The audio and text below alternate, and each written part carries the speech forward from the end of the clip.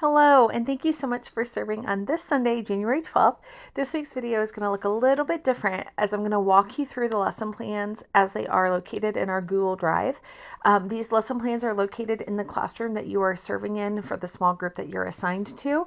So if you're in kindergarten through first grade, you will be in the large group classroom, second and third grade in the brand new room, and the fourth and fifth grade where you have your team huddle is where your classroom is. The small group organization of the lessons is going to change a little bit this week. So first, I'm going to start with our second and third grade and fourth and fifth grade small group lesson plan, since that will be the majority of those of you that are serving in small groups this week.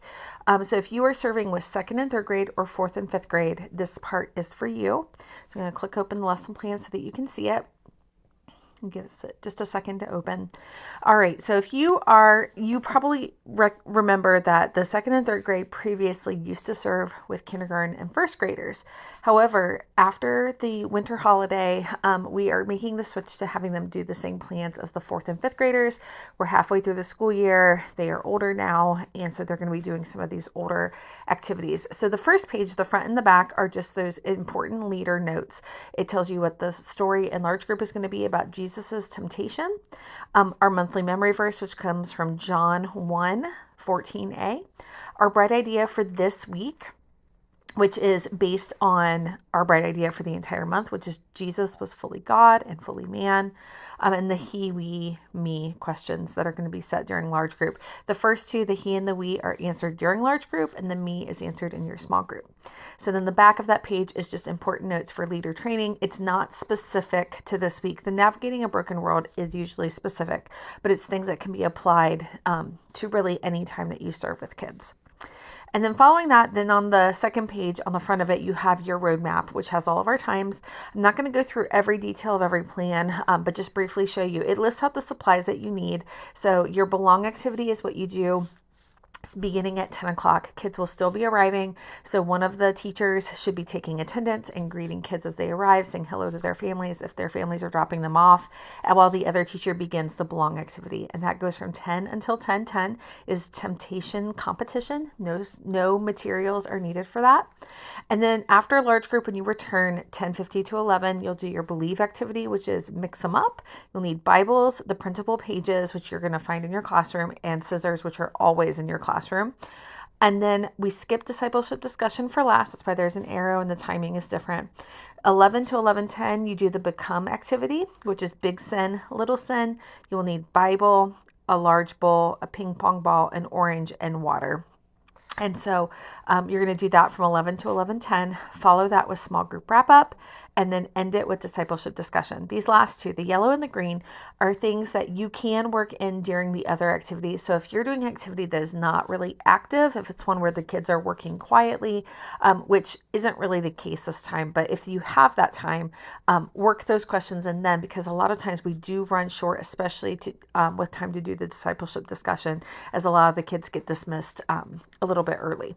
So as you see here, it breaks it down further here. You've got it scripted out if that's what you feel comfortable with. Otherwise, make sure you look over it closely before serving on Sunday so you kind of have your brain ready to do this with the kiddos.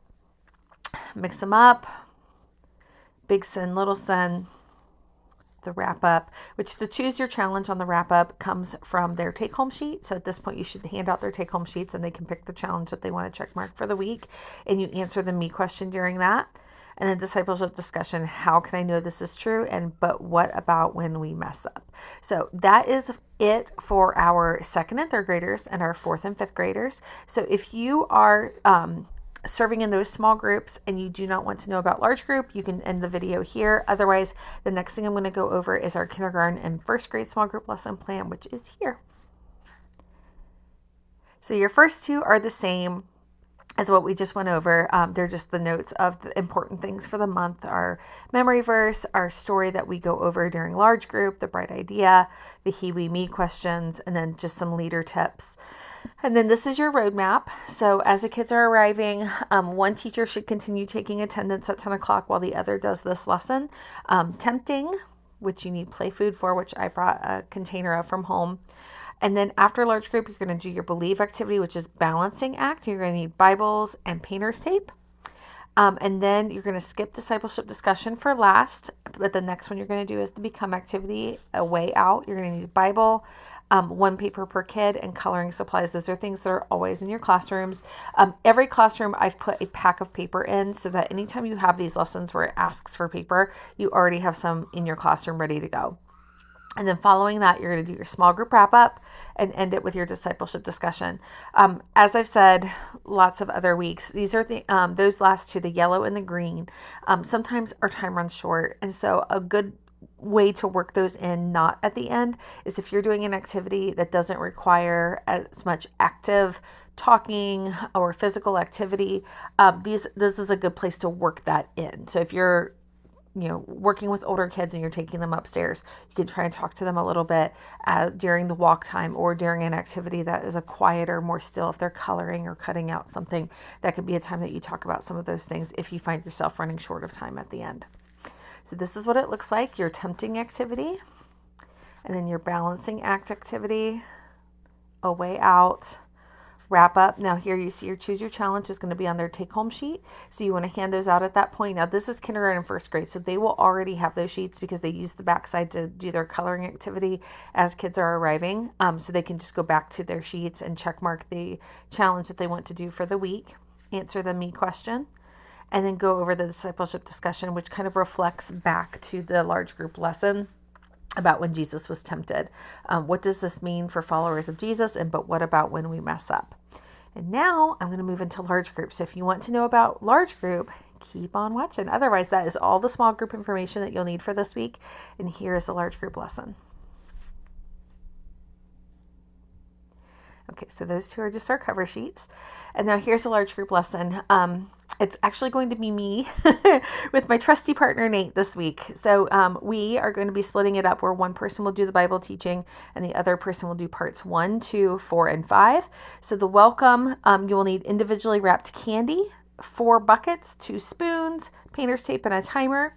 And then for Find It in the Bible, it's just the normal where they're just going to need their Bibles and the slides that follow along with. For Bible teaching, there are printable pages this week.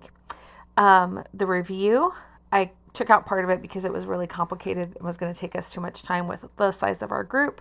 And then the wrap up. So for our welcome activity, there is an activity built into the intro. And so we're going to do that activity with them. Follow that with showing the intro video and then setting the he, we, and me questions that are going to be answered today. And there's 8 minutes to do that. And then for the next 2 minutes, we talk about where today's story is located in the Bible. Today's story is in Luke 4. It's about Jesus being tempted. And we talk about where does that fit in God's big story. And we encourage the kids to look in their Bibles during this time. And then the next 10 minutes, this is the meatiest part of the lesson, is Jesus's temptation. So as we go through this, you're going to pray together. You're going to follow this script. There's going to be motions that they do. The teaching illustrations will be on the TV, and then there's going to be some images that are on printable pages that will go along with the lesson. So have a younger kid come and select the correct image that goes with this temptation, tape it on the wall where everyone can see it at the front of the room. And that's going to happen multiple times with different temptations. So they need tape. They're going to need those printable pages. Those will be ready for us on Sunday to be able to tape those up. And at the end of the story, we're going to point to Jesus because we want all of our stories, even the ones where Jesus isn't present, we want them to point back to Jesus.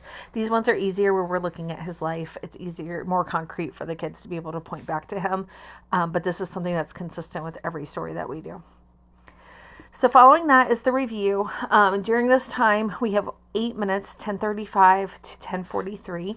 And so with that time, if we are on schedule, there is enough time to do both, to show the review video and then to do the questions together.